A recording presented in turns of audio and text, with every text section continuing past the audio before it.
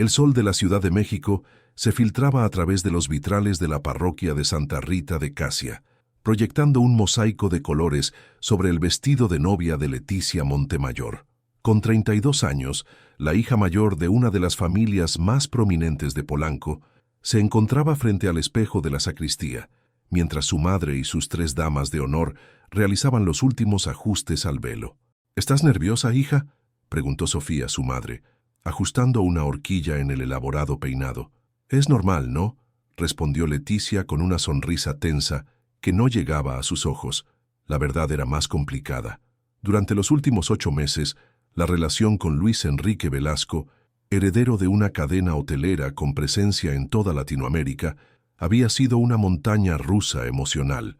Habían discutido sobre la fecha de la boda, la lista de invitados, incluso sobre dónde vivirían después. Pero eran detalles, se decía a sí misma. Detalles que no importarían cuando finalmente estuvieran casados. El coordinador de la boda asomó la cabeza por la puerta. 10 minutos, señorita Montemayor. Leticia asintió, sintiendo cómo su estómago se contraía. A través de la pequeña ventana de la sacristía podía ver a los 300 invitados acomodándose en los bancos de madera, mientras el cuarteto de cuerdas interpretaba a Vivaldi. Distinguió a los Velasco en primera fila, con su porte aristocrático y sus sonrisas calculadas. La familia de Luis siempre la había tratado con una cortesía distante, especialmente doña Carmen, su futura suegra, quien nunca había ocultado su desaprobación por considerar a Leticia demasiado independiente para su hijo. «¿Dónde está papá?», preguntó Leticia, sintiendo que el aire comenzaba a faltarle. «Está afuera fumando un puro con tus tíos», respondió Sofía. «Ya sabes cómo se pone en las ocasiones importantes». Mariana, su mejor amiga y dama de honor principal, se acercó y tomó sus manos. «Respira, Leti. Todo va a salir perfecto». Pero la palabra perfecto resonó con un eco hueco en la mente de Leticia. Durante meses había organizado meticulosamente cada detalle de esta boda: las orquídeas importadas de Veracruz, el banquete de 5 tiempos en el castillo de Chapultepec, las invitaciones hechas a mano por artesanos de San Miguel de Allende. Todo para complacer no solo a Luis, sino a ambas familias, que veían en esta unión una alianza estratégica tanto como un matrimonio. El teléfono de Leticia vibró dentro del pequeño bolso de seda que descansaba sobre una silla. Era un mensaje de Luis. «Necesito verte antes de la ceremonia, es urgente. Voy al baño», anunció Leticia, ignorando la mirada de reproche de su madre. «Pero ya casi es hora», protestó Sofía. «Solo será 1 minuto», insistió, y antes de que pudieran detenerla salió de la sacristía. Con el corazón latiendo desbocado, Leticia recorrió el pasillo lateral de la iglesia, cuidando que ningún invitado la viera antes de tiempo. Encontró a Luis en un pequeño patio interior fumando nerviosamente. «¿Qué pasa?», preguntó ella, manteniendo la distancia para que él no viera su vestido completo, una pequeña superstición que había decidido respetar. Luis se veía pálido bajo su piel bronceada. El traje negro de diseñador contrastaba con la tensión evidente en su rostro. «Leti, yo», comenzó, pasándose una mano por el cabello perfectamente peinado. «Dios, no sé cómo decirte esto». El tiempo pareció detenerse. Una campana sonó en la distancia, marcando la hora. «Dímelo ya, Luis», exigió ella, sintiendo cómo el miedo se convertía en irritación. «La ceremonia está por comenzar». Luis se acercó, y tomándola por los hombros, se inclinó hasta que sus labios quedaron junto al oído de Leticia. Su aliento olía ligeramente a whisky. «Me arrepiento», susurró con voz quebrada. «No puedo hacerlo. Hay algo que no sabes, algo terrible». Las palabras golpearon a Leticia como una bofetada física. Se apartó bruscamente, tambaleándose sobre sus tacones. «¿Qué estás diciendo?», preguntó, aunque había escuchado perfectamente. «No es lo que piensas», continuó él, con los ojos inyectados en pánico. «No es sobre nosotros, es sobre tu familia, sobre tu padre». Antes de que Luis pudiera elaborar, la puerta del patio se abrió. Era Joaquín, el padre de Leticia, con el rostro enrojecido y los ojos brillantes por el alcohol. «Aquí están. ¿Qué diablos hacen? Todos están esperando», exclamó, alternando la mirada entre ambos. Leticia observó cómo Luis se transformaba instantáneamente. Su expresión atormentada fue reemplazada por una sonrisa cortés, la máscara social que también conocía. «Solo necesitábamos un momento, don Joaquín», respondió Luis con voz firme. «Ya vamos». Joaquín los miró con suspicacia, pero asintió.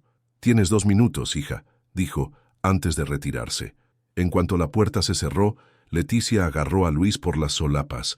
«¿Qué sabes sobre mi padre?», demandó con la voz temblorosa por la rabia y el miedo. Luis desvió la mirada. «No puedo decírtelo aquí. Después de la ceremonia...» «No habrá ninguna ceremonia si no me lo dices ahora», amenazó ella. Los segundos pasaron como horas. Finalmente Luis suspiró. «Tu padre está involucrado en negocios con mi familia que no son legales. El matrimonio es parte de un acuerdo que yo no conocía hasta hace 3 días». La revelación cayó sobre Leticia como un balde de agua helada. Su mente trabajaba a toda velocidad mientras las piezas encajaban. Las repentinas inversiones de su padre en los hoteles Velasco, las reuniones a puerta cerrada, las conversaciones que se detenían cuando ella entraba a una habitación. «¿Qué tipo de negocios?», preguntó, aunque una parte de ella ya sospechaba la respuesta. Luis miró nerviosamente hacia la puerta. «Lavado de dinero principalmente. Los hoteles son perfectos para eso. Pero hay más, cosas que ni siquiera yo sé completamente». El mundo de Leticia se desmoronó en ese instante.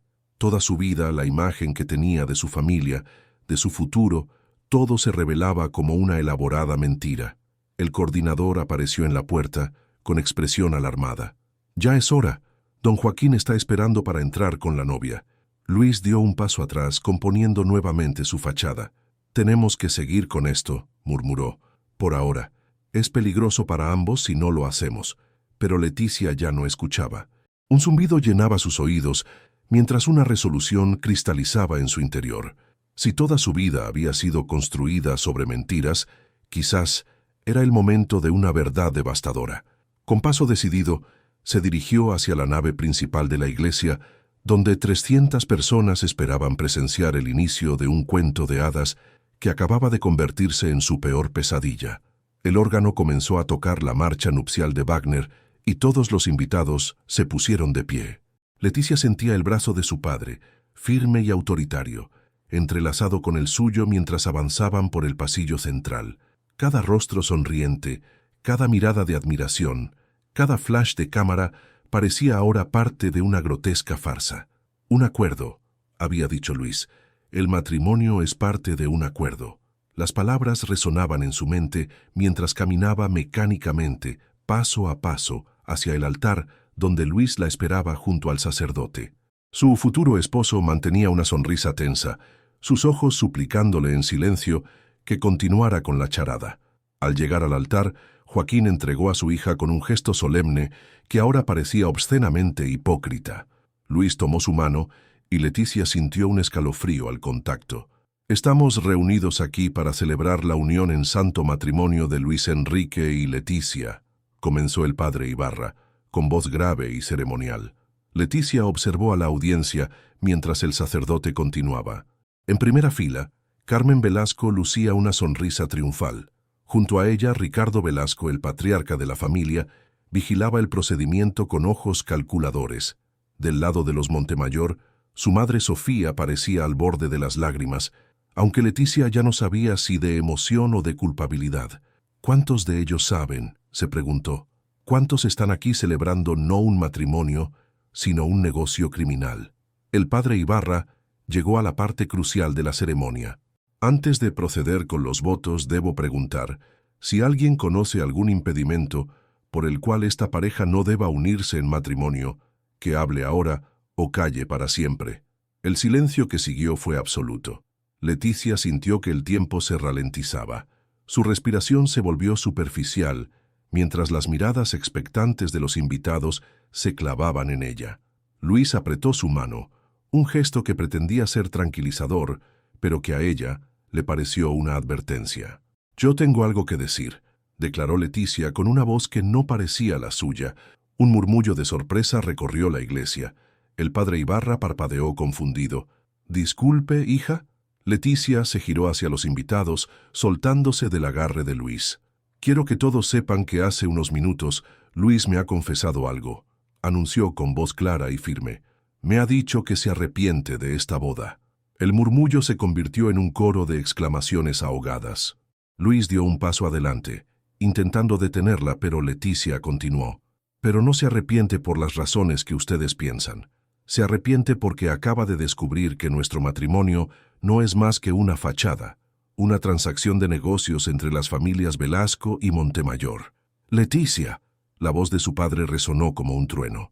Detente inmediatamente. Pero ella ya había cruzado el punto de no retorno. Negocios ilegales. Continuó, enfrentando directamente a su padre. Lavado de dinero a través de los hoteles Velasco. ¿No es así, papá? ¿No es así, don Ricardo? El caos estalló en la iglesia. Carmen Velasco se levantó de su asiento, pálida como un fantasma. Ricardo Velasco permanecía impasible, aunque sus nudillos se habían vuelto blancos al apretar el banco de madera. Joaquín Montemayor avanzó hacia su hija con furia apenas contenida. «No sabes lo que estás diciendo», siseó, agarrándola por el brazo. «Has perdido la cabeza». Leticia se soltó con un movimiento brusco. «¿Lo he hecho? Entonces explícame por qué Luis me confesó todo justo antes de la ceremonia. Explícame por qué de repente las inversiones en los hoteles Velasco se multiplicaron. Explícame las reuniones secretas, los viajes inexplicables, el dinero que aparece de la nada». Los invitados comenzaron a abandonar sus asientos, algunos dirigiéndose a las salidas, otros acercándose al altar, atraídos por el espectáculo en que se había convertido la boda más esperada del año. Mariana, su dama de honor, se abrió paso entre la multitud. «Leti, vamos afuera. Podemos hablar de esto en privado», suplicó tomándola del brazo. Pero Leticia estaba poseída por una claridad que nunca antes había experimentado. «No hay nada privado en esto», respondió. «Han utilizado mi vida, mi futuro, como parte de sus negocios sucios. Merezco al menos decir la verdad». Luis finalmente intervino, dirigiéndose a los invitados con una sonrisa forzada. «Les pido disculpas por este incidente. Leticia está evidentemente afectada por los nervios prenupciales. Si nos permiten un momento...» «No me trates como si estuviera loca», estalló ella. «Tú mismo me lo dijiste. Me arrepiento». Esas fueron tus palabras exactas. Y luego mencionaste los negocios entre nuestras familias. Un silencio tenso se instaló mientras todos los ojos se dirigían a Luis. Su máscara de compostura comenzaba a resquebrajarse. Ricardo Velasco se puso de pie y con una autoridad que parecía silenciar incluso el eco de la iglesia, dijo: «Creo que es mejor que continuemos esta conversación en un lugar más privado». Joaquín asintió, dirigiendo una mirada de advertencia a su hija. «Luis, lleva a Leticia a la sacristía», ordenó Ricardo. «El resto de ustedes», se dirigió a los invitados, «les agradecemos su comprensión. Ha habido un malentendido que debemos resolver en familia». Pero Leticia ya no estaba dispuesta a seguir órdenes. «No hay ningún malentendido», dijo, elevando la voz para que todos pudieran escucharla. «Lo que hay es una conspiración criminal, y me niego a ser parte de ella». Con un movimiento dramático, se quitó el velo y lo arrojó al suelo. «Esta boda se cancela», declaró, y comenzó a caminar hacia la salida. No había dado ni 3 pasos cuando sintió que alguien la sujetaba firmemente. Al girarse, se encontró con Alberto Velasco, el hermano mayor de Luis, conocido por su temperamento volátil y sus conexiones con personas poco recomendables. «No puedes irte así, cuñadita», dijo en voz baja con una sonrisa que no llegaba a sus ojos. «Has dicho cosas muy graves que podrían tener consecuencias». El miedo recorrió la espina dorsal de Leticia, pero antes de que Alberto pudiera hacer algo más, una voz firme interrumpió. «Suéltala inmediatamente». Era Daniel Herrera, primo segundo de Leticia y detective de la Fiscalía especializada en delincuencia organizada. Daniel había venido a la boda solo por compromiso familiar, y su presencia siempre había incomodado tanto a los Montemayor como a los Velasco. Alberto soltó lentamente a Leticia, sin dejar de sonreír. «Solo estaba ayudándola, está alterada», dijo con falsa preocupación. Daniel se colocó junto a Leticia, protegiéndola con su presencia. «Voy a llevarme a mi prima de aquí», anunció, dirigiéndose tanto a los Velasco como a Joaquín Montemayor. «Y sugiero que nadie intente impedirlo». Ricardo Velasco y Joaquín intercambiaron miradas, evaluando la situación. La iglesia estaba llena de testigos, muchos de ellos personas influyentes de la sociedad mexicana. Un escándalo mayor sería contraproducente. Por supuesto, concedió finalmente Ricardo, pero esta conversación no ha terminado. Daniel asintió secamente y, rodeando a Leticia con un brazo protector, la condujo hacia la salida. Al pasar junto a Luis, ella se detuvo brevemente. «¿Por qué me lo dijiste?», preguntó en voz baja. «¿Por qué justo antes de la ceremonia?». Luis la miró con una mezcla de miedo y algo que podría haber sido remordimiento. «Porque me di cuenta de que te quiero de verdad», respondió. «Y no podía empezar nuestro matrimonio con esa mentira». Leticia sostuvo su mirada durante un largo momento. «Es demasiado tarde», dijo finalmente, y continuó su camino hacia la salida, consciente de que cada paso la alejaba no solo de la iglesia, sino de la vida que había conocido hasta entonces. La luz del atardecer se filtraba a través de las persianas del pequeño apartamento en la colonia Roma. Habían pasado 5 días desde la boda fallida, y Leticia se encontraba refugiada en el piso de su amiga Mariana, el único lugar donde se sentía segura. Daniel se paseaba por la sala, teléfono en mano, hablando en voz baja con alguien de la fiscalía. Leticia lo observaba desde el sofá, envuelta en una manta a pesar del calor de mayo en la Ciudad de México. No había dormido bien desde aquel día. Las pesadillas y la ansiedad la mantenían en un estado constante de alerta. ¿Alguna novedad?, preguntó cuando Daniel finalmente colgó. Su primo se sentó frente a ella frotándose los ojos cansados. «Hemos estado investigando a tu padre y a los Velasco desde hace más de un año», confesó. «Tu escándalo en la iglesia precipitó las cosas, pero también los ha puesto en alerta». Leticia asintió lentamente, procesando la información. «¿Qué tan grave es?», preguntó, aunque temía la respuesta. Daniel suspiró. «Más de lo que imaginas. No es solo lavado de dinero, Leti. Hay conexiones con cárteles, sobornos a funcionarios públicos, incluso sospechas de tráfico de influencias en licitaciones gubernamentales». La habitación pareció girar alrededor de Leticia. Una cosa era sospechar que su padre estaba involucrado en actividades turbias, y otra muy distinta, confirmar que era parte de una red criminal sofisticada. «¿Mi madre lo sabe?», preguntó con un hilo de voz. «No lo creo», respondió Daniel, «al menos no conscientemente». Sofía siempre ha preferido no hacer preguntas sobre los negocios de Joaquín. Leticia se levantó y caminó hasta la ventana. Desde allí podía ver un fragmento de la vida normal que continuaba en las calles de la ciudad. Gente caminando, vendedores ambulantes, coches atascados en el tráfico, un mundo ajeno a la pesadilla que ahora era su realidad. «¿Y Luis?», preguntó finalmente. «¿Qué tan involucrado está?». Daniel dudó antes de responder. «Según nuestras investigaciones, Luis ha estado bastante al margen. Ricardo maneja los negocios sucios principalmente con Alberto y tu padre. Parece que Luis fue incluido en el esquema más recientemente, probablemente cuando decidieron que el matrimonio sería beneficioso para ambas familias». Una risa amarga escapó de los labios de Leticia. «Así que realmente fui solo una pieza en su juego». El timbre del apartamento sonó, sobresaltándolos a ambos. Daniel se llevó instintivamente la mano a la cintura, donde Leticia sabía que llevaba su arma reglamentaria. «No te muevas», ordenó, dirigiéndose a la puerta. Después de verificar por la mirilla, Daniel abrió con cautela. Para sorpresa de Leticia, quien entró no fue otro que Mariana, acompañada por Luis Enrique Velasco. «¿Qué hace él aquí?», exigió Leticia, retrocediendo hasta chocar con la pared. Mariana levantó las manos en gesto conciliador. «Vino a ayudar, Leti. Tiene información que necesitas escuchar». Luis permanecía cerca de la puerta, visiblemente incómodo. Había perdido la pulcritud característica de su apariencia. Llevaba una barba incipiente y su ropa, aunque cara, parecía arrugada.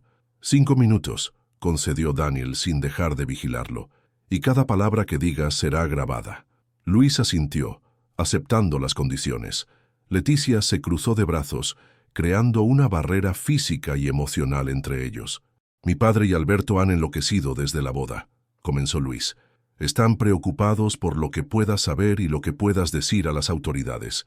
«¿Y has venido a amenazarme?», preguntó Leticia con veneno en la voz. «He venido a advertirte», corrigió él, «y a darte esto. Sacó una memoria USB de su bolsillo y la colocó sobre la mesa de centro. ¿Qué es?, preguntó Daniel, recogiendo el dispositivo con precaución. Pruebas, respondió Luis. Copias de correos electrónicos, transferencias bancarias, grabaciones de reuniones. He estado recopilando esta información desde que descubrí lo que realmente hacía mi familia. Leticia lo miró con escepticismo. ¿Por qué habrías de traicionar a tu propia familia? Luis sostuvo su mirada. Porque nunca quise ser parte de esto. Estudié administración hotelera para manejar un negocio legítimo, no para ser cómplice de criminales. Cuando mi padre me contó sobre sus acuerdos con Joaquín, intenté distanciarme, pero me amenazaron. ¿Con qué?, preguntó Daniel. Con destruir mi carrera, con involucrarme en operaciones de las que no podría escapar. Luis hizo una pausa. Y con hacerle daño a Leticia si intentaba advertirle. Un silencio pesado cayó sobre la habitación. Leticia sentía su corazón latiendo con fuerza mientras intentaba discernir si Luis estaba diciendo la verdad. Si estabas tan en contra, ¿por qué esperaste hasta el último momento para decírmelo?, preguntó finalmente. ¿Por qué en la iglesia, segundos antes de que comenzara la ceremonia? Luis bajó la mirada. Porque soy un cobarde, admitió. Intenté convencerme de que podríamos casarnos y luego escapar juntos, comenzar de nuevo lejos de nuestras familias. Pero esa mañana, cuando vi a mi padre y a Alberto reunirse con Joaquín en la sacristía, supe que nunca nos dejarían ir, que estaríamos atrapados para siempre. Daniel conectó la memoria USB a su laptop y comenzó a revisar los archivos. Esto parece legítimo, comentó después de unos minutos. Nombres, fechas, cantidades, todo coincide con nuestra investigación. Hay cosas aquí que ni siquiera nosotros habíamos descubierto. Leticia se acercó para mirar la pantalla. Vio documentos con el membrete de Montemayor Construcciones, la empresa de su padre, junto con planillas de Excel, detallando transferencias a cuentas en Panamá y las Islas Caimán. Hay más, continuó Luis. Alberto ha estado contactando a personas en Sinaloa. Creo que están planeando algo grande, algo que va más allá del lavado de dinero. ¿Qué tipo de personas?, preguntó Daniel, tensándose visiblemente.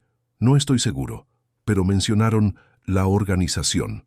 Ya han estado discutiendo sobre un cargamento que llegará al puerto de Manzanillo la próxima semana. Daniel cerró la laptop y miró a Luis con renovada atención. Necesito que vengas conmigo a la fiscalía. Ahora. Luis palideció. No puedo hacer eso. Si mi familia se entera, ya has cruzado esa línea al traernos esto, intervino Leticia. No puedes volver atrás. Mariana, que había permanecido en silencio, se acercó a Luis. Piensa en lo que está en juego, dijo con suavidad. Vidas inocentes podrían estar en peligro. Luis miró a cada uno de los presentes, deteniéndose finalmente en Leticia. Nunca quise que las cosas fueran así, dijo con voz quebrada. Lo que te dije antes era verdad. Te quiero de verdad, quizás de la única manera honesta que he conocido en mi vida. Leticia sintió un nudo en la garganta. A pesar de la traición, del engaño, una parte de ella reconocía la sinceridad en las palabras de Luis. Si realmente me quieres, respondió finalmente, ayúdanos a detenerlos. Luis cerró los ojos un momento, como si estuviera librando una batalla interna. Cuando los abrió, había determinación en su mirada. Lo haré, dijo, pero necesito garantías de protección. Para mí y para mi madre, que tampoco sabe nada de esto. Daniel asintió. Puedo arreglarlo. Testigos protegidos, nuevas identidades si es necesario. El teléfono de Leticia, uno desechable que Daniel le había proporcionado, vibró con un mensaje. Era de un número desconocido. Sabemos dónde estás. Este es tu último aviso. Vuelve a casa y olvidaremos lo ocurrido en la iglesia. Leticia mostró el mensaje a los demás. Daniel inmediatamente se puso en modo alerta. Tenemos que irnos, declaró. Ahora, este lugar ya no es seguro. Mientras recogían apresuradamente sus escasas pertenencias, Leticia se acercó a Luis. ¿Cómo puedo confiar en ti después de todo lo que ha pasado?, preguntó en voz baja. Luis la miró directamente a los ojos. No puedes, respondió con brutal honestidad, pero puedes confiar en que tengo tanto miedo como tú de lo que son capaces de hacer, y en que por primera vez en mi vida estoy intentando hacer lo correcto. Leticia asintió lentamente. No era perdón, ni siquiera aceptación, pero era un comienzo. Mientras salían del apartamento hacia un destino incierto, comprendió que la verdad, por dolorosa que fuera, era preferible a la ilusión de felicidad que había estado a punto de aceptar ante el altar. La sala de conferencias de la Fiscalía Especializada en Delincuencia Organizada bullía de actividad. Mapas, fotografías y diagramas cubrían las paredes, mientras un equipo de agentes y analistas trabajaba frenéticamente en computadoras. En el centro de este caos organizado se encontraba Leticia, irreconocible con su cabello teñido de un castaño oscuro y vestida con ropa sencilla que nunca habría usado en su vida anterior.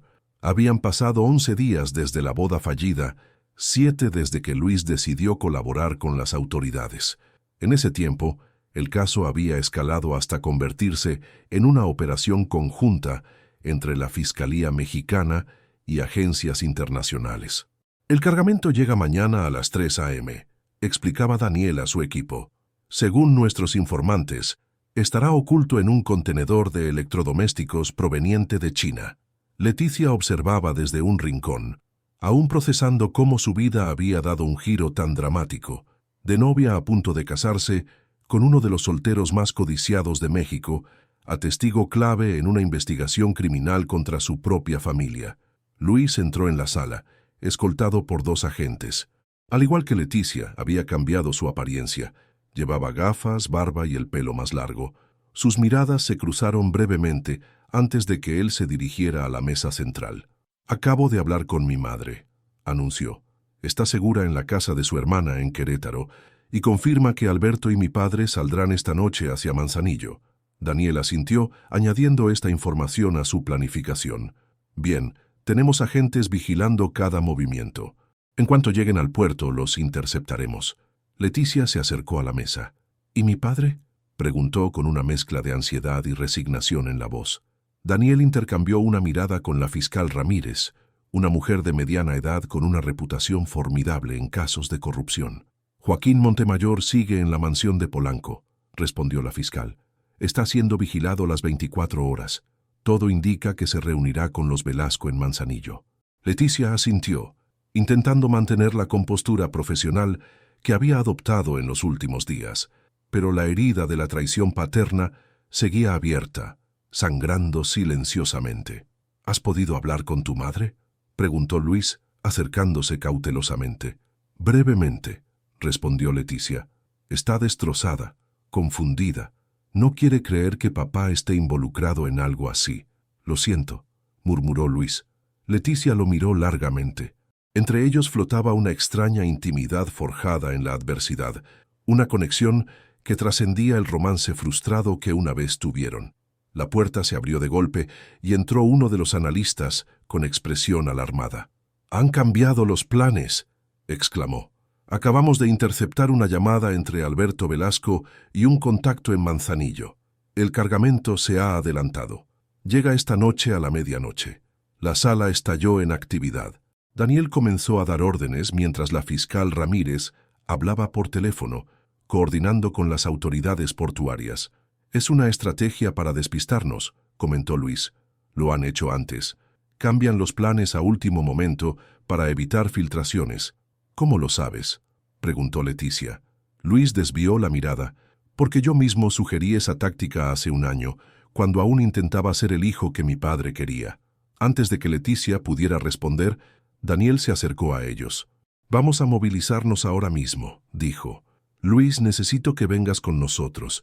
Conoces a las personas involucradas, podrías identificar a contactos que nosotros no tengamos fichados». «Iré yo también», declaró Leticia. «Absolutamente no», respondió Daniel. «Es demasiado peligroso». «Es mi familia la que está involucrada», insistió ella. «Tengo derecho a estar presente cuando los detengan». La fiscal Ramírez intervino. «La señorita Montemayor tiene un punto», concedió. «Además, su testimonio será crucial para el caso. Si está dispuesta a asumir el riesgo y permanece bajo nuestra protección en todo momento, creo que puede acompañarnos». Daniel quiso protestar, pero la determinación en los ojos de Leticia lo disuadió. «Está bien», cedió finalmente, «pero te quedarás en el vehículo de comando, a una distancia segura. Y si te digo que te vayas, te vas». Sin discusión. Leticia asintió, agradecida por esta pequeña victoria. 3 horas más tarde, un convoy de vehículos sin identificación abandonaba la Ciudad de México rumbo a Manzanillo. En uno de ellos viajaban Leticia y Luis, escoltados por Daniel y 2 agentes más. El silencio entre ellos era tan denso como el aire húmedo que entraba por las ventanillas. «¿En qué piensas?», preguntó finalmente Luis, cuando ya llevaban más de 1 hora de viaje.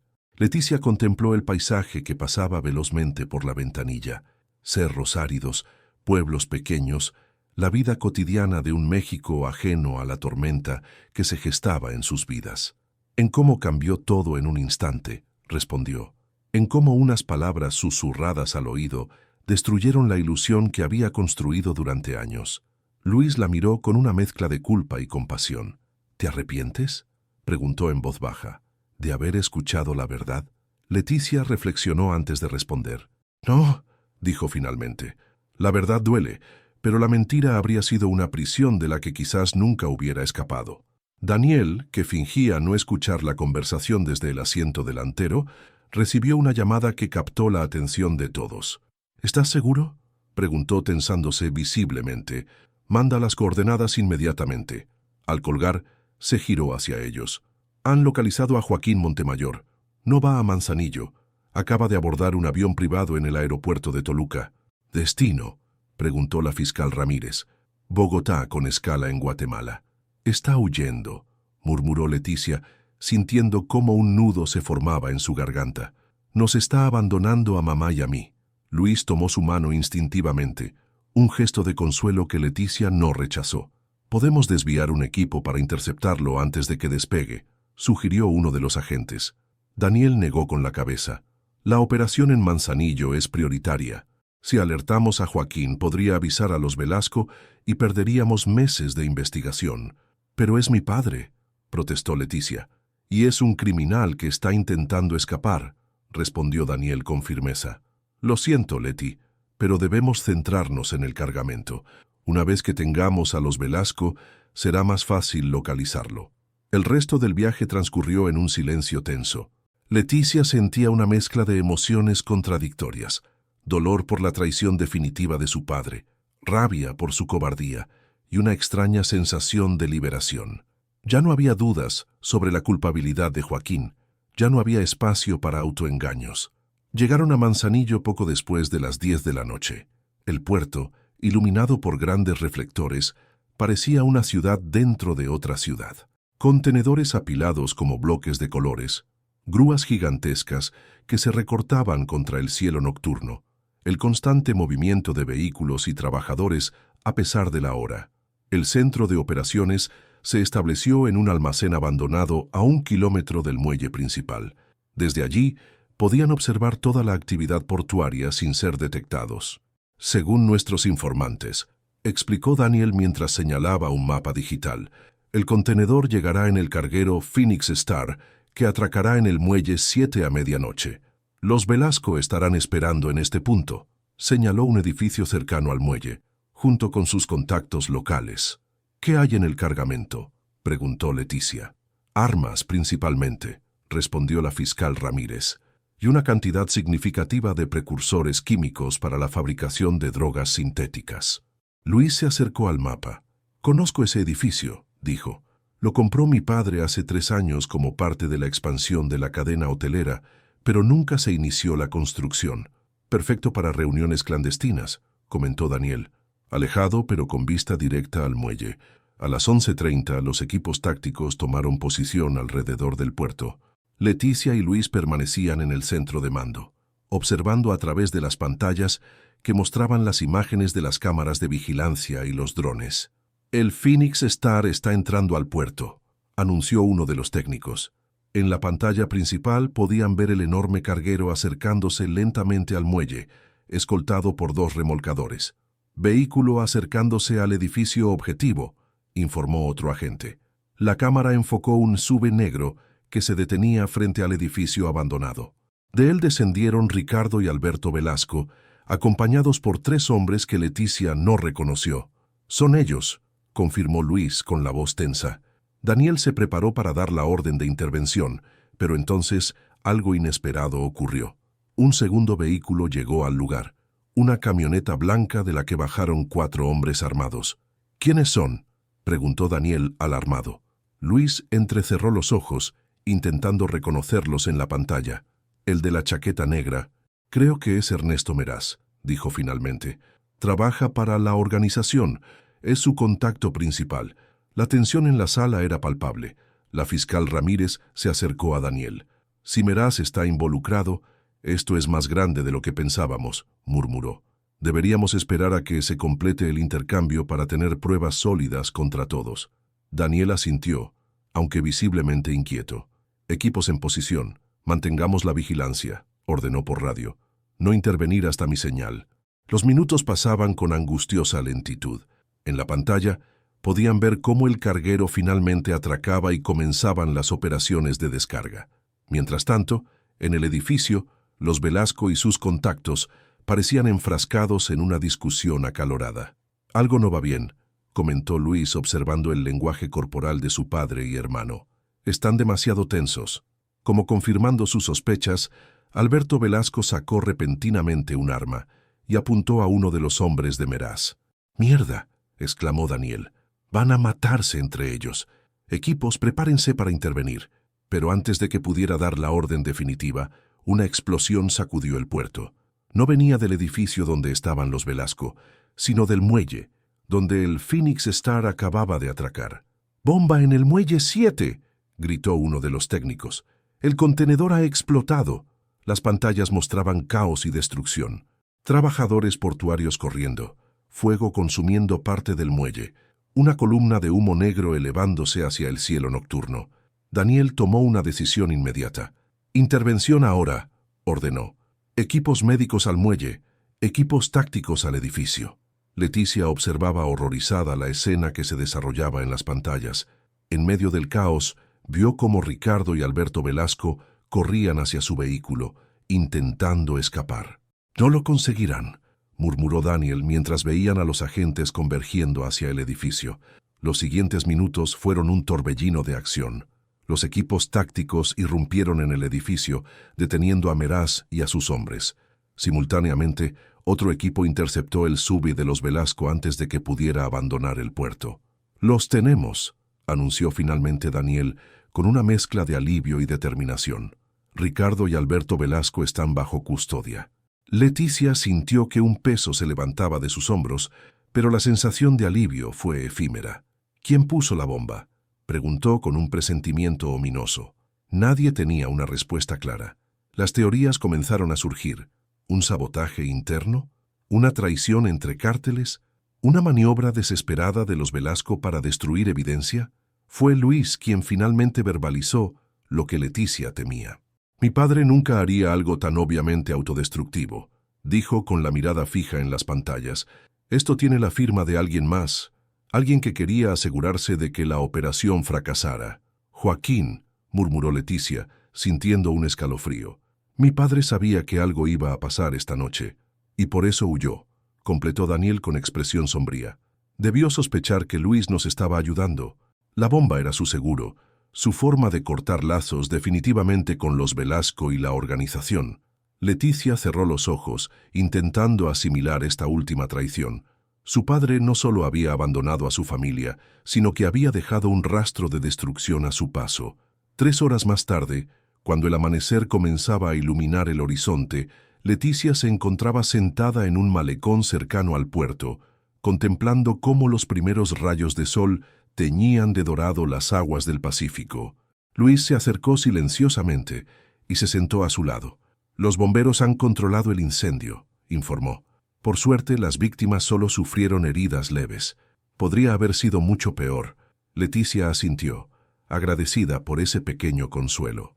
«¿Qué pasará ahora?», preguntó, sintiendo el peso del futuro incierto que se abría ante ella.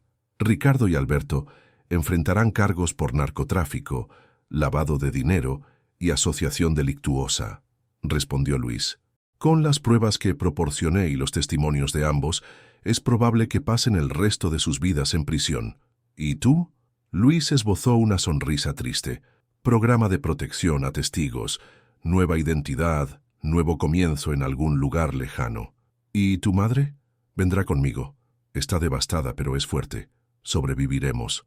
Un silencio cómodo se instaló entre ellos, mientras contemplaban el horizonte donde el mar y el cielo se fundían en una línea difusa.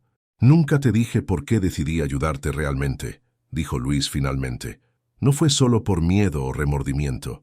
Leticia lo miró expectante. «Cuando te vi en la iglesia, tan hermosa, tan llena de esperanza», continuó él, «me di cuenta de que te amaba demasiado para atraparte en ese mundo de mentiras. Preferí perderte a convertirte en cómplice involuntaria». Leticia sintió que las lágrimas, contenidas durante días, finalmente encontraban salida. «No sé si algún día podré confiar plenamente en alguien otra vez», confesó, «pero agradezco que me hayas dado la oportunidad de elegir con los ojos abiertos». «¿Qué harás ahora?», preguntó Luis. Leticia contempló el nuevo día que nacía frente a ellos, un símbolo del futuro que ahora estaba enteramente en sus manos. «Reconstruir», respondió con determinación, «ayudar a mi madre a procesar todo esto, y luego quizás encontrar mi propio camino, uno que yo elija, no uno que alguien más diseñó para mí». «Te deseo lo mejor», dijo Luis con sinceridad. «Mereces ser feliz». «Tú también», respondió ella, y por primera vez en días, una sonrisa genuina iluminó su rostro. Se levantaron simultáneamente, conscientes de que sus caminos se separarían pronto. No había un final feliz convencional para ellos, no después de todo lo ocurrido, pero había algo más valioso: la verdad, por dolorosa que fuera, y la libertad que viene con ella. «Nunca olvidaré esas palabras que me susurraste al oído», dijo Leticia mientras caminaban de regreso hacia el centro de operaciones. «Cambiaron mi vida de formas que nunca imaginé». «A veces las palabras más difíciles de decir son las que más necesitamos escuchar», respondió Luis. Y mientras el sol ascendía en el cielo, bañando el puerto con su luz dorada, Leticia comprendió que el final de una historia era simplemente el comienzo de otra, una historia que, esta vez, escribiría ella misma.